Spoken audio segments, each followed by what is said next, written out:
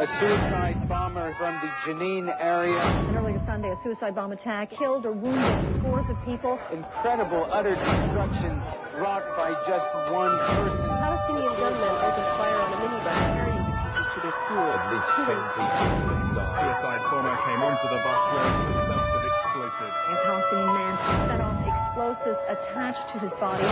Gunmen opened fire, killing 2 Israelis, including a 7-month-old baby. This was the children, 20 killed and 100 injured as they sat down to a Passover supper that they would never finish. The 27-year-old Palestinian suicide bomber who did this not only destroyed lives, he also struck a fatal blow to the peacemaking efforts of the United States.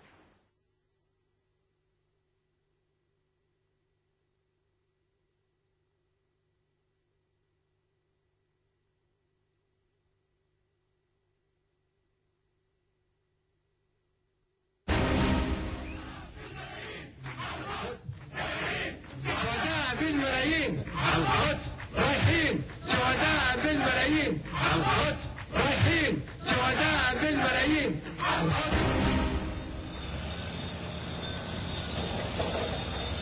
Terror is a crime against humanity. The fence now under construction is meant to provide protection from Palestinian terror attacks, attacks against which the Palestinian Authority has consistently refused to act, attacks that have caused and continue to cause horrific bloodshed.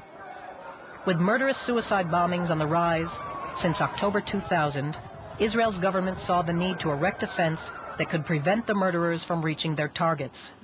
Had the Palestinian leadership abided by its pledge to act against terror, there would never have been a need for a fence. It's just a 15-minute walk from the Palestinian city of Qalqilia to the Israeli city of Kfar Saba. Just 15 minutes. In some places, just 12 kilometers separate the route of the fence from the Mediterranean Sea. In the long run, by preventing terrorism, the fence will actually encourage dialogue with the Palestinians, no longer hampered by the influence of terrorists determined to destroy the peace process.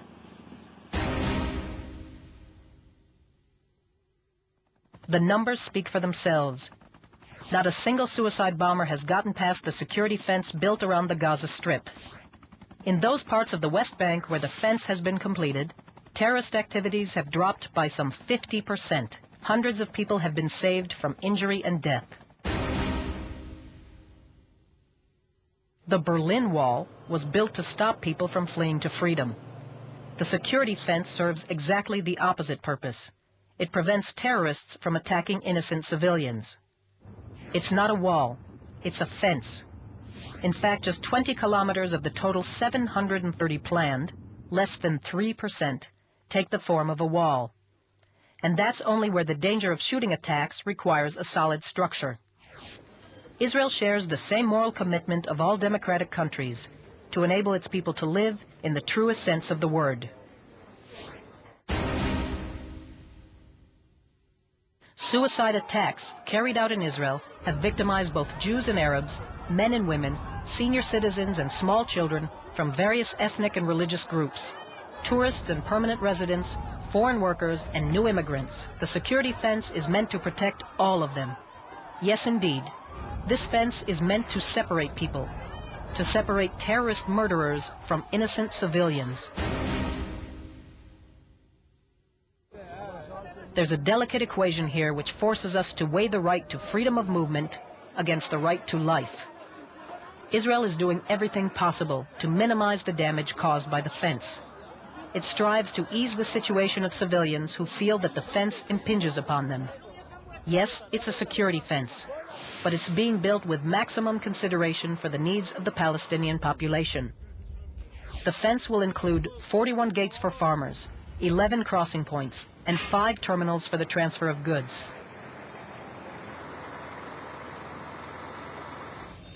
Israel has replanted more than 63,000 olive trees for Palestinian farmers to ensure their livelihood despite construction of the fence. All Palestinian civilians are free to lodge formal complaints and to appeal any decisions made. Israel makes every attempt to take such complaints into account. While focused on the prevention of terror attacks, Israel stands ready to consider changing the route of the fence wherever it disrupts the lives of Palestinian civilians. The few landowners affected by the construction of the fence have been offered compensation for their lands and for their harvests of the next 5 years, while they retain legal ownership of their property. This fence is for security, so it must follow a route that ensures security. The green line is not a security line. It's a political line. The fence is not a border. Final borders will be determined only through negotiations. The fence is meant to serve one and only one purpose: to prevent terrorists from carrying out murderous attacks in buses, schools, and restaurants. It's not a border and not a substitute for a border. It's a temporary step that Israel feels compelled to take until the Palestinian Authority finally puts an end to the terror being carried out with its approval and financial and moral support, and enters into a comprehensive peace agreement. It simply isn't the case.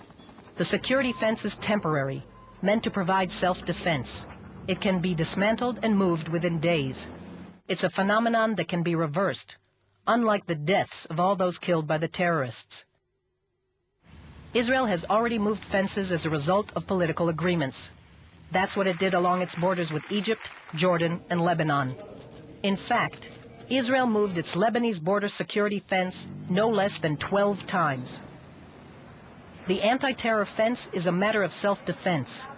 It's a pragmatic, effective, temporary measure necessitated by endless terror attacks. When the terror ends, so will the need for the fence.